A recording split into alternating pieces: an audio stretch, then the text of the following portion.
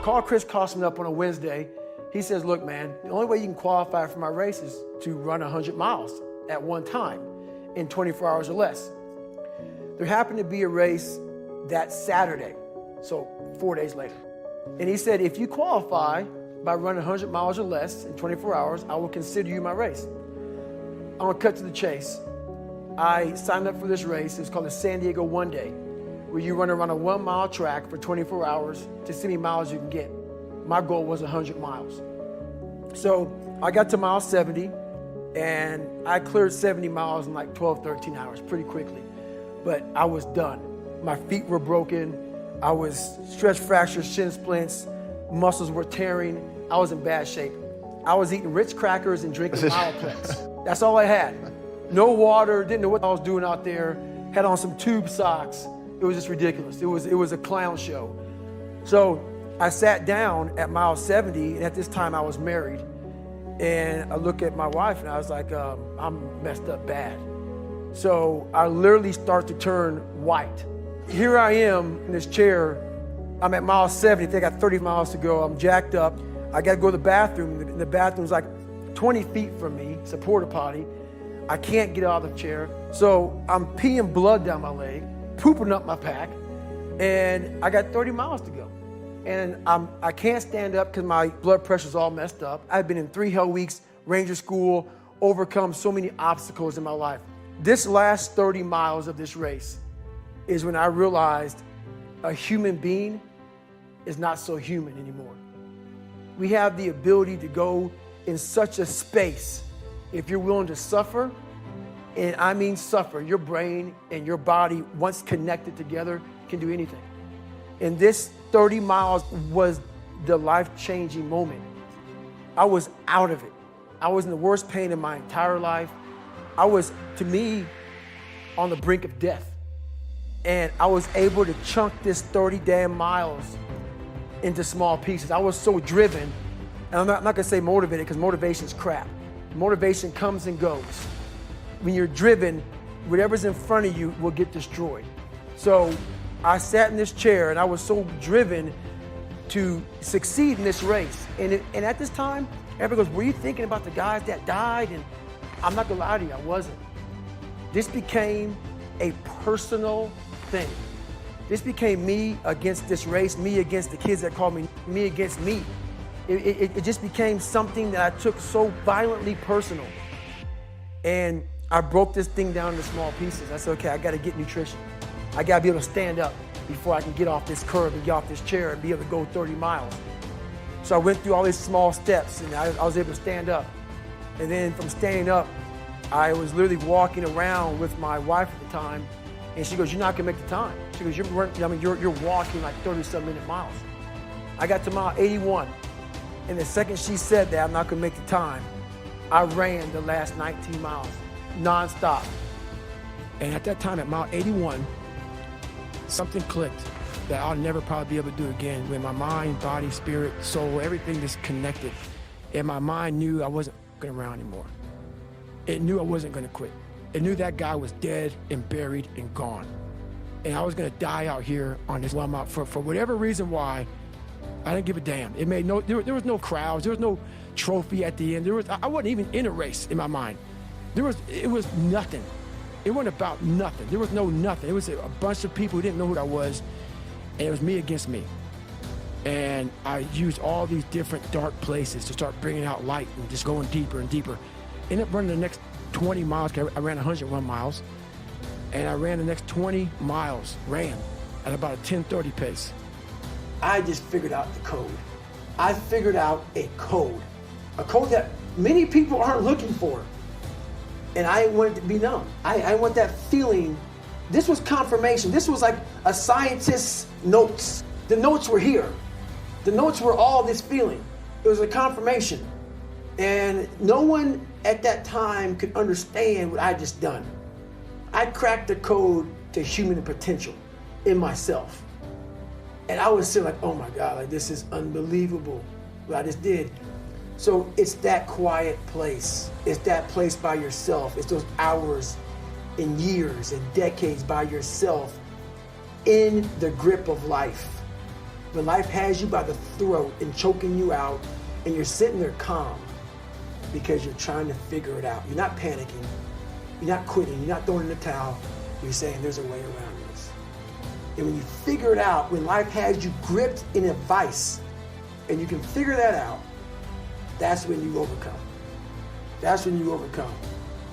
The biggest thing in life that you have to do is you have to be proud of yourself. You have to start developing that personal self-esteem.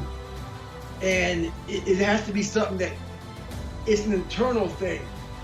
And it has to come from a lot of hard work and dedication. And you really have to, I call it, like right now, I see your headphones on your head. I walk around life with so-called headphones on my head, man. I don't, really wear them, obviously, but I just have these earmuffs on that I silence out the noise, I silence out the judgment, I silence out the self-doubt, I silence out all the naysayers. And those people get in our head, and then we start getting in our head. And the most important conversation we'll ever have is one we have with ourselves. And like you were saying to yourself, man, I'm dumb, I'm this, I'm that. I was the same way. So if that's what you're constantly repeating to yourself in that internal conversation, man, that's who you're gonna be. And my biggest thing for these people who are out here is, honestly, man, you have to start callousing over that victim's mentality. You have to start building this mental armor that no matter what anybody said, that you can be in a room full of 1 million people, and all million can be like against you and calling you names and whatever. You like this, you know what? Roger that, man, 'cause I know exactly where I'm going. I know exactly what I'm doing. And that's the kind of self-esteem you have to build in yourself, man, in this kind of society today, because it's tough. It's tough out here nowadays. It's so easy to be great nowadays because most people are weak. This is a softened generation. So if you have any mental toughness, any ability, if you have any fraction of self-discipline, the ability to not want to do it but still do it. People have a hard thing understand. I hate to run. And what makes me so crazy, it doesn't anymore, people go, well, why do you run if you hate it? What are you talking about? I don't want to take showers and eat either. I hate that too. That's life, man. It wasn't until I changed that mentality that I became somebody. But if you can get through to doing things that you hate to do, on the other side is greatness. That's what people understand. By me running, I am callous in my mind. I'm not training for a race. I'm training for life. I'm training for the time when I get that 2 o'clock in the morning call that my mom is dead or something happens tragic in life. I don't fall apart.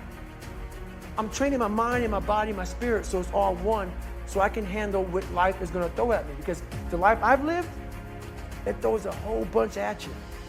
And if you're not physically and mentally prepared for that, you're just gonna crumble, and you're good for nobody. So I'm getting ready to board my plane yesterday, and this NFL football player comes up to me. He goes, Goggins, can I ask you a question? How do you keep that dog mentality? I said, let me ask you a question. When you were younger, what did you want to be? He said, an NFL football player. But once I got there, I lost that dog mentality. He had a finish line in his brain. Guess what? A true dog mentality, I have a dog at home. He never gets full. It's not enough you made to the NFL. It's not enough you ran a 5K. Win a 10K. It's not enough you became a doctor. Be a better doctor. It's not enough you lost 50 pounds. Go out there and do something with it. Guess what? It's 109 out here, but guess what? It's not enough. Stay hard. Well, some of you read that I think about when it's hot outside, that it's sunny and 70. Well, it's not today. It's the reality. It's about 90 degrees and 100% humidity. That being said, September 3rd, I had to have my book turned in. And what I realized, I'm reading this book a lot, but I realized I wasn't born this motherfucker. I made him. At the bottom of insecurities, fear, self-doubt, lies, was me buried in the fetal position. How I got out of that was recognizing it, being honest with it, being truthful with it, and then fixing it. We like to live on social media with lies about ourselves, how great we are. Get to the source. and fix the problem. It's 44 degrees and it's nice and rainy outside. But no one cares about that. It's not about the rain. It's what the rain represents. Life is always giving you a test. Trying to give you a way out. Trying to give you an excuse not to show up. This is my excuse today. But guess what? You gotta have the mentality to show up every day of your life. No matter what life throws at you. It's our responsibility to show up to the Coliseum of life, prepared for battle. I don't care what you're going through, what life's throwing at you. It's your responsibility to find your new 100%. Take it upon yourself to do that. Stay hard. Life is one big mind game, and you're playing it with yourself. Is it true? I don't care. It got me through the hardest training, starting out broken. Where most people quit, I had just started. And when you take that mindset and you learn to flip that around, that's what made me powerful. And my body followed. And 3 months later, my stress fractures were healed by running on them. I never had them since. I'm 43 years old. I ran 7,000 miles in 2007. Haven't had a stress fracture since. And I'm not saying to do that. I'm just saying that when the mind and the body connect, and you don't give yourself a way out. The only way out for me at that time was death. I'm going to be a Navy SEAL, or I'm going to die trying, period. And my body said, Roger that. We're going to get you through this.